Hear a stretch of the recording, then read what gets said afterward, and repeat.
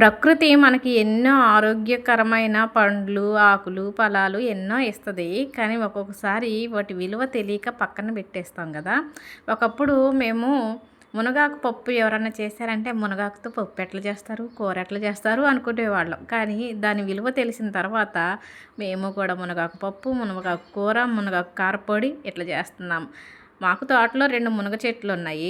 ఇక వాటితో ఎప్పుడు ఏది కావాలంటే అది చేసుకుంటున్నా. ఈరోజు మునగాకు పప్పు చేశాను. ఒక గ్లాసు పప్పు కుక్కర్‌లో వేసి శుభ్రంగా కడిగేసి, గ్లాసు పప్పుకి 2 గ్లాసులన్నర వాటర్ వేసి, అందులోకి 4 పచ్చిమిర్చి, పెద్దగా కట్ చేసిన ఉల్లి ముక్కలు, 4 టమాటాలు ముక్కలుగా కట్ చేసి వేసి, 4 వెల్లుల్లి రెబ్బలు కూడా వేశాను. మునగాకు మాత్రం పప్పులో వేసి ఉడకబెట్టలేదండోయ్. కుక్కర్‌లో వేసి ఉడకబెట్టడం వల్ల దానిలో ఉన్న పోషకాలన్నీ పోతాయంట. అందుకనే కుక్కర్‌లో వేసి ఉడకబెట్టలేదు. ఇక వెల్లుల్లి రెబ్బలు వేసిన తర్వాత కుక్కర్ మూత పెట్టేసి స్టవ్ మీద పెట్టేశాను. 4, 5 విజిల్స్ వచ్చిన తర్వాత స్టవ్ బంద్ చేసి కుక్కర్‌లో ఎయిర్ మొత్తం పోయిన తర్వాత అప్పుడు కడిగి పెట్టిన మునగాకు, పులుపు కోసం నిల్వ పెట్టిన చింత చిగురు వేసేసి మెదిపేశాను.